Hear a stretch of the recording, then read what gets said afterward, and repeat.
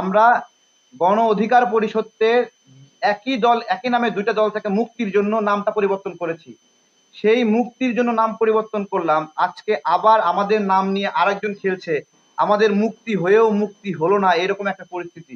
আরো কতটুকু কষ্ট করলে, আরো কতটুকু ত্যাগ স্বীকার করলে একটি স্বাধীন স্বতন্ত্র নামে রাজনীতি করার অধিকার পাবো, এটা আমাদের আপনাদের কাছে প্রশ্ন। এই যে বিএনপি নামে একটি দল, এই বিএনপির আগে যখন তৃণমূল বিএনপি লাগালো তখন কেমন অনুভূতি হয়েছে?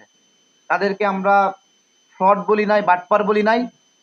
অথবা যে নাগরিক পার্টি, এই নাগরিক পার্টির আগে যদি একটা সর্বজনীন নাগরিক পার্টি লাগায় দেয় কেমন লাগবে?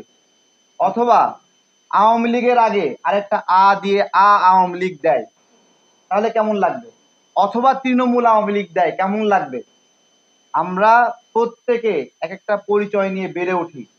এই পরিচয় নিয়ে বেড়ে ওঠা রাজনৈতিক দল কেউ শুরু যদি করে, প্রথম প্রজ্ঞার পরিচয় হলো একটা সুন্দর নাম দেওয়া, একটা সৃজনশীল নাম দেওয়া, একটা নতুন নাম দেওয়া। একটা রাজনৈতিক দলের প্রথম দক্ষতা। এই জায়গাতে রফিকুল আমিন সাহেবরা এই দক্ষতা দেখাতে ব্যর্থ হয়েছেন, এটা প্রমাণিত হয়েছে। তারা এটা প্রথম পরিচয়ে তারা এটা ব্যর্থ হয়েছেন। আমরা কোনো নতুন দল না, জুলাই গণ অভ্যুত্থানে লড়াই করা একটা দল।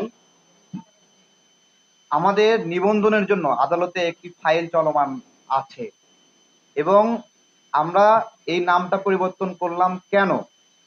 যে গণ অধিকার পরিষদের সঙ্গে আমাদের একটা ক্লাস হচ্ছিল, সেই ক্লাস থেকে মুক্তির জন্য যে একই ধরনের নাম সমস্যা হচ্ছে, মাঠে ঘাটে কাজ করতে গেলে পরিচয় দিতে সমস্যা হচ্ছে, সেখান থেকে মুক্তির জন্য আমরা এটার নাম দিলাম আম জনতার দল। এবং এটা নাম দেওয়ার সঙ্গে সঙ্গে আমাদের ইলেকশন কমিশনের সাথে পুরনো যে যোগাযোগ ছিল, এমনকি প্রধান উপদেষ্টার কার্যালয়, আরো অন্যান্য অপ্রাপ্য দপ্তরগুলো ছিল, সমস্ত দপ্তরে আম জনতার দল নামে, আম জনতা পার্টি নামে আমরা নথিভুক্ত হয়েছি। রাষ্ট্রের পক্ষ থেকে প্রত্যেকটি দপ্তর থেকে আমাদেরকে নিয়মিত চিঠি দেওয়া হয়, শুভেচ্ছা জ্ঞাপন করা হয় এবং নিয়মিত যোগাযোগ করা হয়, দাওয়াত পাঠানো হয়। আমাদের সংগঠনের দায়িত্বশীলরা সে সকল দাওয়াতে দলের প্রতিনিধি হিসেবে, রাষ্ট্রীয় অতিথি হিসেবে সেখানে যোগদান করেন। এই সমস্ত বিষয় কোনো লুকোচুরি না। আমরা গণ অধিকার পরিষদকে একই নামে দুইটা দল থেকে মুক্তির জন্য নামটা পরিবর্তন করেছি। সেই মুক্তির জন্য নাম পরিবর্তন করলাম, আজকে আবার আমাদের নাম নিয়ে আরেকজন খেলছে, আমাদের মুক্তি হয়েও মুক্তি হলো না, এরকম একটা পরিস্থিতি। দেখেন ভাই, আমরা জুলাই গণ অভ্যুত্থানে কতটুকু ঝুঁকি নিয়েছি এটা আমরা জানি। যখন আন্দোলন থেমে যাচ্ছিল, বন্ধ হচ্ছিল, তখন এই রামপুরা অঞ্চলে আমাদের ইউনিট আমরা লাঠি হাতে নিয়ে বলেছি দেশের মালিকানা বুঝে নিতে এসেছি। আমরা এই ঝুঁকিটা নিয়েছি এবং জীবন হাতে নিয়ে লড়াই করেছি। এরপরে ডিজিএফআই আমাদেরকে আটক করলো, গ্রেপ্তার করলো, নিপীড়ন করলো, আমাদেরকে বিভিন্ন মামলার প্রধান আসামি বানিয়ে দিল। আমরা মামলা হামলা এইসব নির্যাতনের ক্ষেত্রে 1 নাম্বার। কিন্তু এর পরেও আমরা নানাভাবে অস্বস্তিতে পড়ছি, বিব্রতে পড়ছি, এটা একটা দুঃখের বিষয়। আরো কতটুকু কষ্ট করলে, আরো কতটুকু ত্যাগ স্বীকার করলে একটি স্বাধীন স্বতন্ত্র নামে রাজনীতি করার অধিকার পাবো, এটা আমাদের আপনাদের কাছে প্রশ্ন। আরো কতটুকু ত্যাগ স্বীকার করতে হবে? রাজনৈতিক দলের পরে একজন ব্যক্তির নাম লাগানো আছে, অনেকগুলো দল আছে, সেই সকল দলগুলো একটি নির্দিষ্ট দল ভাগ হয়ে ওই দলের একটা করে অংশ একাধিক নামে নিবন্ধন নিয়েছে, যে কারণে দুই পক্ষ দাবি করেছে তারা নির্দিষ্ট দলের সদস্য এবং ওই দলের মালিক। তখন নির্বাচন কমিশন বাধ্য হয়ে দুইটা অংশকেই নিবন্ধন দিয়েছে পাশে ব্যক্তির নাম লিখে। আম জনতা পার্টি অথবা আম জনতার দল যে সংগঠনটি, এই সংগঠনটি কোনো রকম বিভক্ত হয়নি।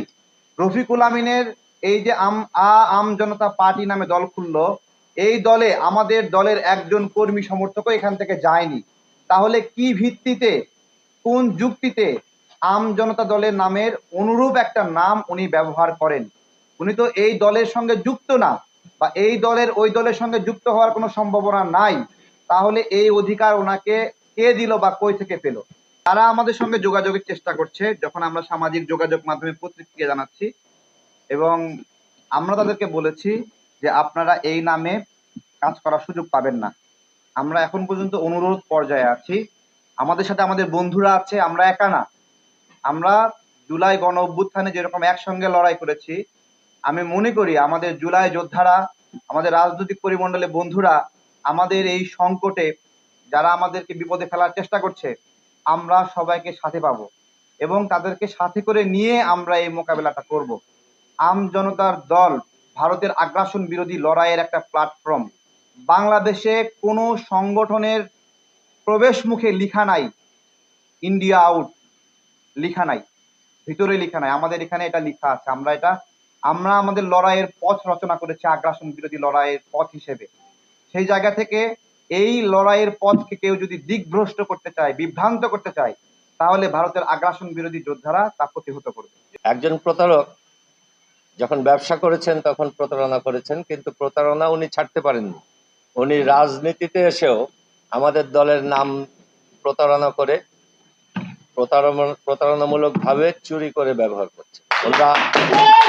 উনি প্রতারক, এটাই প্রমাণ করেছেন যে আমাদের দলের যে গত কিছুদিনের সাফল্য, সেই সাফল্যটা উনি চুরি করার জন্য এই কাজটা করছেন।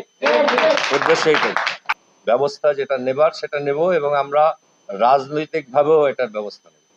আমরা নিবন্ধনের জন্য অ্যাপ্লিকেশন দেব, আগামীকাল জমা দেব। আমরা এই নামে নির্বাচন কমিশন থেকে নিবন্ধনের আবেদনপত্র সংগ্রহ করেছি, পে অর্ডার করেছি সেটার জন্য এই নামে, এবং আমরা এই দল যেদিন এই নাম নেয় জানুয়ারি মাসে, সেদিনই নির্বাচন কমিশনকে চিঠি দিয়ে এই নামটা নথিভুক্ত করি।